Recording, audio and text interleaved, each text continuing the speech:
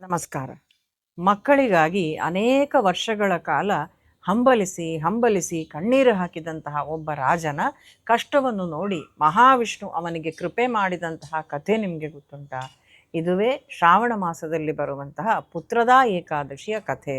ಈ ಪುತ್ರದಾ ಏಕಾದಶಿ ಅಂದರೆ ಏನು, ಯಾಕೆ ನಾವಿದನ್ನು ಆಚರಿಸಬೇಕು, ಇದರಿಂದ ಭಗವಂತ ಪ್ರೀತನಾಗಿ ನಮಗೆ ಏನೆಲ್ಲ ಅನುಗ್ರಹಿಸ್ತಾನೆ, ಹಾಗೂ ಇದರ ಮಹತ್ವ ಏನು ಅಂತ ಹೇಳುವಂಥದ್ದನ್ನು ನಾವಿವತ್ತು ಸ್ವಲ್ಪ ನೋಡುವ. ತಾಯಿಯ ಮನಸ್ಸಲ್ಲಿರುವಂತಹ ಒಂದು ಆಸೆ, ತಂದೆ ಹೃದಯದಲ್ಲಿರುವಂತಹ ಒಂದು ನೋವು ವರ್ಷಗಳು ಕಳೆದರೂ ಕೂಡ ನೆರವೇರದಿದ್ದರೆ ಆ ಕುಟುಂಬದ ಬದುಕೇ ಅಪೂರ್ಣ ಅಂತ ಅನ್ನಿಸಿಕೊಳ್ತದೆ. ಆದರೆ ಶ್ರೀಮನ್ನಾರಾಯಣನನ್ನು ಶ್ರದ್ಧೆಯಿಂದ ಆರಾಧಿಸಿದರೆ ಅಸಾಧ್ಯ ಅಂತ ಹೇಳಿದಂತಹ ಕಾರ್ಯವೂ ಕೂಡ ಸಾಧ್ಯವಾಗ್ತದೆ ಅಂತ ಪುರಾಣಗಳು ಹೇಳುತ್ತದೆ. ಅಂತಹ ಮಹತ್ವವನ್ನು ಹೊಂದಿರುವಂತಹ ಏಕಾದಶಿಯೇ ಶ್ರಾವಣ ಮಾಸದ ಪುತ್ರದಾ ಏಕಾದಶಿ, ಶ್ರಾವಣ ಪುತ್ರದ ಏಕಾದಶಿ ಅಂತ ಕರೀತಾರೆ. ಈ ಏಕಾದಶಿಯ ಕಥೆಯನ್ನು ಕೇಳಿದರೆ ಭಕ್ತಿ ಅಂತ ಹೇಳಿದ್ರೇನು, ಪ್ರಾರ್ಥನೆ ಅಂತ ಹೇಳಿದ್ರೇನು, ಭಗವಂತನ ಕೃಪೆ ಹೇಗೆ ಜೀವನವನ್ನು ಬದಲಾಯಿಸ್ತದೆ ಅಂತ ಹೇಳುವಂಥದ್ದು ನಮಗೆ ಅರ್ಥವಾಗ್ತದೆ. ಶ್ರಾವಣ ಮಾಸದ ಶುಕ್ಲ ಪಕ್ಷದಲ್ಲಿ ಬರುವಂಥ ಏಕಾದಶಿಯನ್ನು ಪುತ್ರದಾ ಏಕಾದಶಿ ಅಂತ ಕರೀತಾರೆ. ಪುತ್ರದಾ ಅಂತ ಹೇಳಿದರೆ ಸಂತಾನವನ್ನು ನೀಡುವವಳು ಅಂತ ಅರ್ಥ. ಈ ದಿನ ಶ್ರೀ ಮಹಾವಿಷ್ಣುವನ್ನು ಭಕ್ತಿಯಿಂದ ಪೂಜಿಸಿ ಉಪವಾಸ ಅಥವಾ ತಮ್ಮ ಶಕ್ತಿಗೆ ಅನುಗುಣವಾಗಿ ನಿಯಮಗಳನ್ನು ಪಾಲಿಸಿ ವಿಷ್ಣು ನಾಮಸ್ಮರಣೆ ಮಾಡುವುದು ಶ್ರೇಷ್ಠ ಅಂತ ಭಕ್ತಿ ಪರಂಪರೆಯಲ್ಲಿ ತಿಳಿಸಿದ್ದಾರೆ. ಆದರೆ ಇಲ್ಲಿ ಪುತ್ರ ಅಂತ ಹೇಳಿದರೆ ಕೇವಲ ಗಂಡು ಸಂತಾನ ಅಂತ ನಾವು ಅರ್ಥ ಮಾಡ್ಕೊಳ್ಬೇಕಾಗಲಿಲ್ಲ, ಅರ್ಥ ಮಾಡ್ಕೊಳ್ಬಾರ್ದು. ಸಂತಾನ, ಮಕ್ಕಳ ಕ್ಷೇಮ, ಕುಟುಂಬದ ಮಂಗಳ ಮತ್ತು ಉತ್ತಮ ಸಂತತಿಯ ಆಶೀರ್ವಾದಕ್ಕಾಗಿ ಮಾಡುವಂತಹ ಪ್ರಾರ್ಥನೆ ಅಂತೇಳಿ ವಿಶಾಲ ಅರ್ಥದಲ್ಲಿಯೂ ಕೂಡ ಇದನ್ನು ನಾವು ನೋಡಬಹುದು. ಒಂದು ಕಾಲದಲ್ಲಿ ಭದ್ರಾವತಿ ಅಂತ ಹೇಳುವಂಥ ಒಂದು ಸುಂದರ ರಾಜ್ಯ ಇತ್ತು. ಅಲ್ಲಿ ಸುಕೇತುಮಾನ ಅಂತ ಹೇಳುವಂಥ ಒಬ್ಬ ರಾಜ ಆಳ್ತಾ ಇದ್ದ.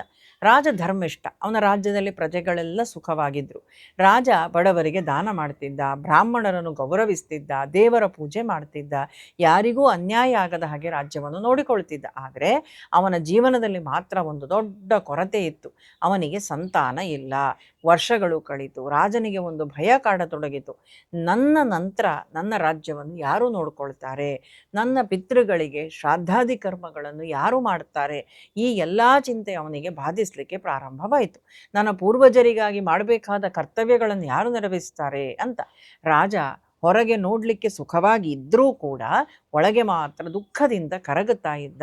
ಒಂದು ದಿನ ಏನು ಮಾಡ್ತಾನೆ, ರಾಜ ಬೇಟೆಗೆ ಅಂತ ಕಾಡಿಗೆ ಹೋಗ್ತಾನೆ. ಆದರೆ ಕಾಡಿನೊಳಗೆ ಹೋದ ಹಾಗೆ ಅವನಿಗೆ ದಾರಿ ತಪ್ಪಿತು. ಸೂರ್ಯ ಮುಳುಗತೊಡಗಿದ, ಕತ್ತಲಾಗ್ತಾ ಬಂತು. ಸೂರ್ಯ ಮುಳುಗುತ್ತಾ ಇದ್ದಾನೆ. ರಾಜನಿಗೆ ತುಂಬ ಆಯಾಸವಾಗ್ತದೆ. ಅವನಿಗೆ ನೀರು ಬೇಕು ಅಂತ ಬಾಯಾರಿಕೆ ಆಗಲಿಕ್ಕೂ ಪ್ರಾರಂಭ ಆಗ್ತದೆ.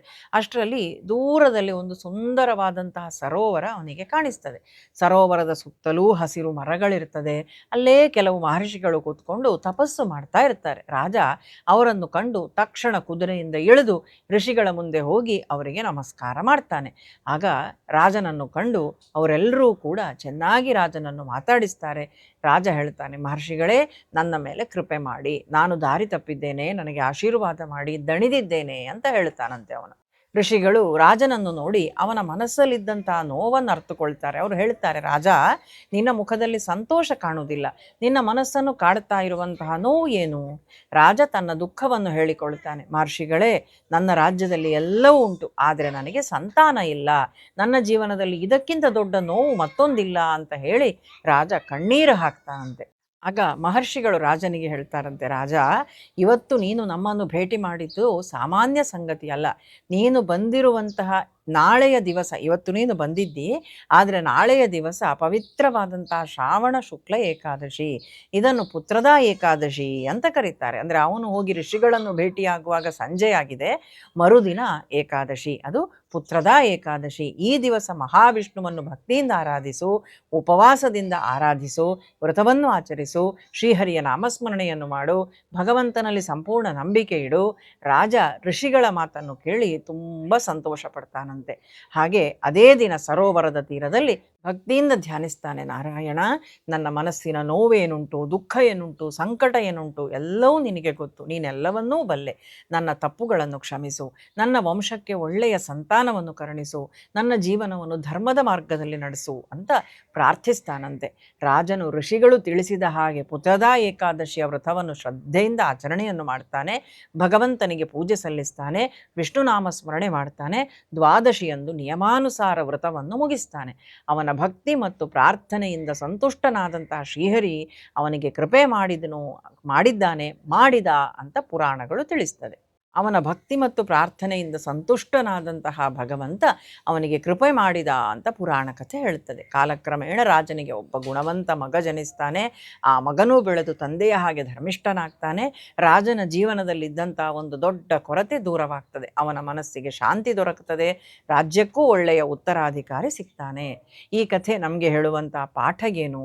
ಈ ಕಥೆಯನ್ನು ಕೇವಲ ಮಕ್ಕಳು ಬೇಕು ಅಂತ ಹೇಳಿ ವ್ರತವನ್ನು ಮಾಡುವುದಲ್ಲ, ವ್ರತ ಮಾಡಬೇಕು ಅಂತ ಹೇಳುವಂಥ ಅರ್ಥದಲ್ಲೇ ನೋಡಬಾರದು. ಇದರೊಳಗೆ ದೊಡ್ಡ ಜೀವನದ ಸಂದೇಶ ಉಂಟು. ಮೊದಲನೆಯದು ಭಗವಂತನಲ್ಲಿ ನಂಬಿಕೆ. ನಮ್ಮ ಜೀವನದಲ್ಲಿ ಎಲ್ಲವೂ ನಮ್ಮ ಇಚ್ಛೆಯ ಹಾಗೆ ನಡೆಯುವುದಿಲ್ಲ. ಕೆಲವೊಮ್ಮೆ ನಾವು ಎಷ್ಟೇ ಪ್ರಯತ್ನಿಸಿದರೂ ಕೂಡ ಫಲ ಸಿಗುವುದಿಲ್ಲ. ಆ ಸಮಯದಲ್ಲಿ ಮನಸ್ಸು ಕುಗ್ಗುತ್ತದೆ. ಆದರೆ ಪ್ರಯತ್ನವನ್ನು ಬಿಡದೆ ಭಗವಂತನಲ್ಲಿ ನಂಬಿಕೆ ಇಟ್ಟು ಮುಂದುವರಿಯುವುದು ಭಕ್ತಿಯ ಮಾರ್ಗ. ಹಾಗೆ ಪ್ರಾರ್ಥನೆ ಅಂತ ಹೇಳಿದರೆ ಕೇವಲ ಬೇಡಿಕೊಳ್ಳುವುದಲ್ಲ, ನನಗೆ ಇದು ಕೊಡು, ನನಗೆ ಅದು ಕೊಡು ಅಂತ ಹೇಳುವುದಕ್ಕಿಂತಲೂ ಕೂಡ ಭಗವಂತ ನನಗೆ ಸರಿಯಾದ ದಾರಿಯನ್ನು ತೋರಿಸು, ನನ್ನ ಮನಸ್ಸಿಗೆ ಶಕ್ತಿಯನ್ನು ಕೊಡು, ನನ್ನ ಕರ್ತವ್ಯವನ್ನು ಸರಿಯಾಗಿ ಮಾಡಲಿಕ್ಕೆ ಬುದ್ಧಿ ಕೊಡು, ನನ್ನ ಜೀವನದಲ್ಲಿ ಏನೆಲ್ಲ ಕೊರತೆಗಳುಂಟು ಅದು ಎಲ್ಲವೂ ನಿನಗೆ ಗೊತ್ತುಂಟು, ಆ ಕೊರತೆಯನ್ನು ನೀನೇ ನೀಗಿಸು ಅಂತ ಪ್ರಾರ್ಥಿಸುವುದೇನುಂಟಲ್ಲ, ಅದು ನಿಜವಾದಂತಹ ಭಕ್ತಿ.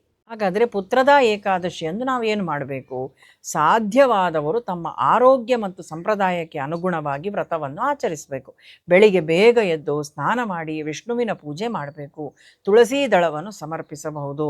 ಓಂ ನಮೋ ನಾರಾಯಣಾಯ ಅಂತ ಹೇಳುವಂಥ ಮಂತ್ರ ಜಪವನ್ನು ಮಾಡಬಹುದು.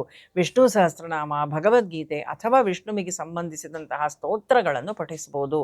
ಅನ್ನದಾನ, ವಸ್ತ್ರದಾನ ಅಥವಾ ತಮ್ಮ ಶಕ್ತಿಗೆ ಅನುಗುಣವಾಗಿ ದಾನ ಮಾಡಬಹುದು.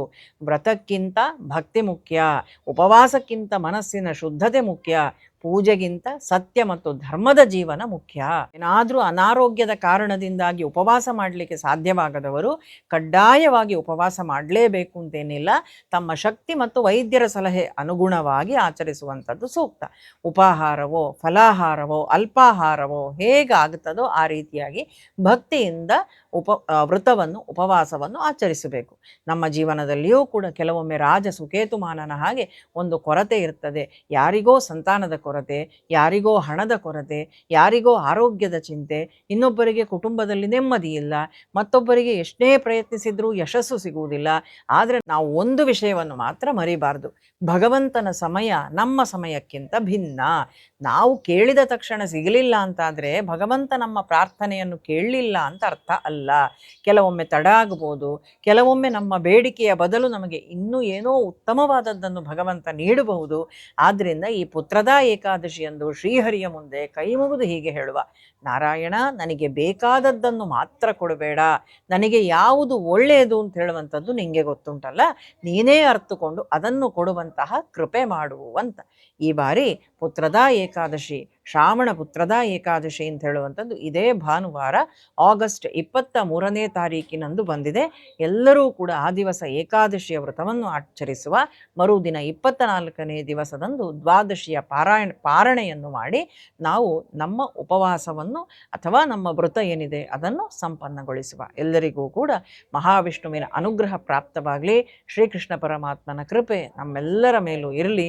ಎಲ್ಲರಿಗೂ ಶುಭವಾಗಲಿ, ಮಂಗಳವಾಗಲಿ. ಕೃಷ್ಣ ಅರ್ಪಣಮಸ್ತು.